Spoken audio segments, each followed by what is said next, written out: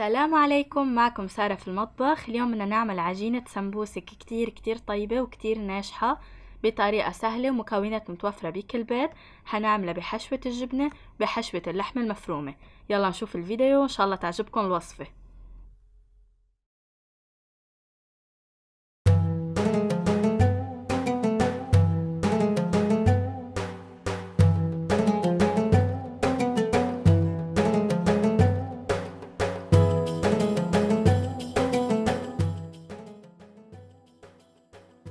نبدأ ب3 كوب دقيق، بدي ضيف عليهم ربع كوب زيت نباتي، وضروري نمشي على ترتيب المكونات كرمال يطلع معنا القوام مثل ما حيبين بالفيديو.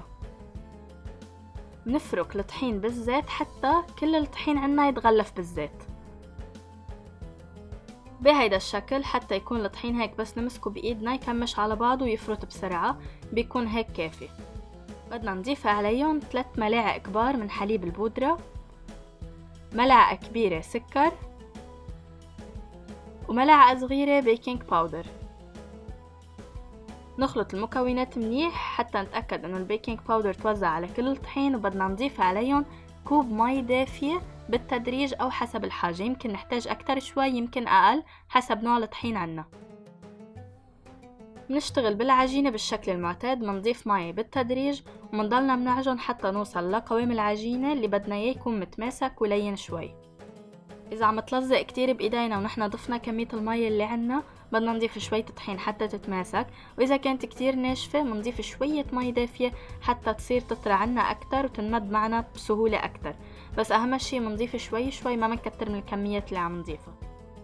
نعجن حتى نحصل على القوام المطلوب، تتشكل عنا العجينة. بنحطها بوعاء بقلبه زيت حتى ما تلزق عنا، بنغلفها بالزيت كمية كتير قليلة ما بنكتر، بنغطي عليها وبنتركها ترتاح لمدة 30 دقيقة. حشوة اللحمة المفرومة متكونة من لحم مفروم مقلى مع بصل ناعم كتير مع 7 بهارات وقرفة وملح حسب الرغبة.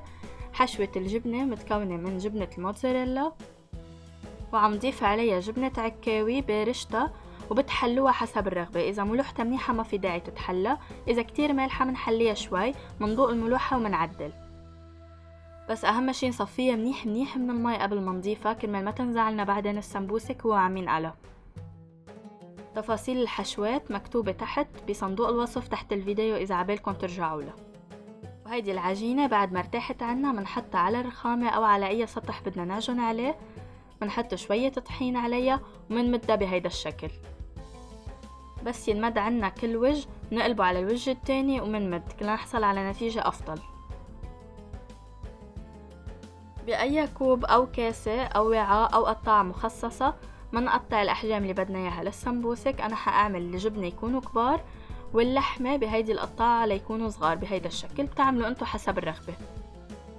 العجينة اللي بتفضل نرجع منشيلها ونرجع منعجنها ونمدها بنفس الشكل. نبدأ إن نحشي السمبوسك، منسكرها منيح نتأكد إنها مسكرة، منعيد عليها مرتين التسكير. فينا ننهيها بأي شكل بدنا إياه، بالشوكة فينا على الأطراف، وفينا نطبقها على بعضها. أنا هون حأطبقها بهيدا الشكل بشكل بسيط من دون أشكال، بس مهم تنطبق لضمان إنه ما تخرج الحشوة عنا لبرا. ومنكمل على كل القطع بنفس الشكل.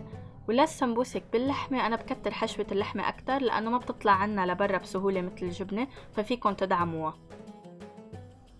وكمان بنفس الشكل حأعملها. أهم شي تتأكدوا إنه الأطراف مسكرة منيح عندكن، وبعدين بتعملوا انتو الشكل اللي بدكن إياه.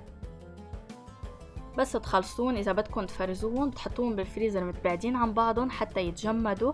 بس يتجمدوا بتعبون جوا الأكياس أو العلب معزول عنهم الهواء، وهيك بيتفرزوا دغري جاهزين للقلي. بس بدكن تقلوا بس عليكم تنزلوهم وتحطوهم بالزيت. وهيك السمبوسكات صاروا جاهزين عنا للقلي. هلأ بدنا نحمي الزيت وننزلهم حتى يتحمروا عنا وياخدوا اللون المطلوب. إذا عم تعملوا نوعين لحمة وجبنة، بلشوا باللحمة أول الشي لأنها أسهل وما بتطلع عندكم لبرا. ممكن الجبنة وحدة تفلت تطلع لبرا حتى يضل الزيت صافي عندكم. بلشوا باللحمة أضمن، بعدين اعملوا الجبنة. بس إذا حبت السمبوسك مسكرة منيح والحشوة جواتها الجبنة منا كتير فوق طاقتها، ما بتطلع لبرا إن شاء الله. خاصة إذا كانت متلجة بتكون الجبنة بحرارة باردة بتطول لتدوب، فكمان هيدا الشي بيعطينا وقت حتى تتحمر وما تطلع لبرا. منكمل على كل القطع بنفس الشكل. إذا الزيت منه غامر السمبوسك منقلبها حتى تتحمر من الجهتين كلها على بعضها. ما بتاخد دقيقتين، ماكسيموم يمكن 3 دقايق حسب الحرارة، بس ما بتاخد وقت أبدا. فنضلنا جنبها ودغري نشيلها بس تتحمر عنا. هيدي العجينة كتير بعملها للسمبوسك لأنها كتير سهلة والشغل فيها كتير سهل، بتطبق على بعضها بسهولة، واحد بيتحكم فيها بسهولة كمان، بتطلع معنا نتيجة كتير حلوة مثل ما شايفين. العجينة من جوا هوا كتير حلوة. انتو كل ما رققتوها كل ما كانت مقرمشة اكتر، كل ما سميكة كل ما كانت على فطاير اكتر. مهم ما كتير رقيقة ولا كتير سميكة حتى ما تطلع عنا الحشوة لبرا او تصير معجنة اذا كتير سميكة. فالسماكة بترجع لألكن، انتو بتجربوا، فيكن تجربوا كذا نوع وتشوفوا شو اللي بيعجبكن اكتر. وهيدي السمبوسك باللحمة مثل ما شايفين. العجينة أبدا ما بتشرب زيت، كتير العجينة ممتازة، حتى بتتقدم بس تبرد السمبوسك وتصير بحرارة الغرفة، بتتقدم برياحة، ما ضروري تكون سخنة أبدا. إلا إذا كانت الجبنة بدنا إياها تمط طبعا، هون حالة تانية، بس هي كتير طيبة كمان بس تبرد. وهيك وصفتنا بتكون خلصت. إن شاء الله يكون عجبكم الفيديو، بتمنى تجربوا الوصفة وتعطوني رأيكم فيها بالتعليقات. وإذا عجبكم الفيديو ما تنسوا السبسكرايب وتضغطوا على زر الجرس ليوصلكم كل جديد. صحتين وهنا.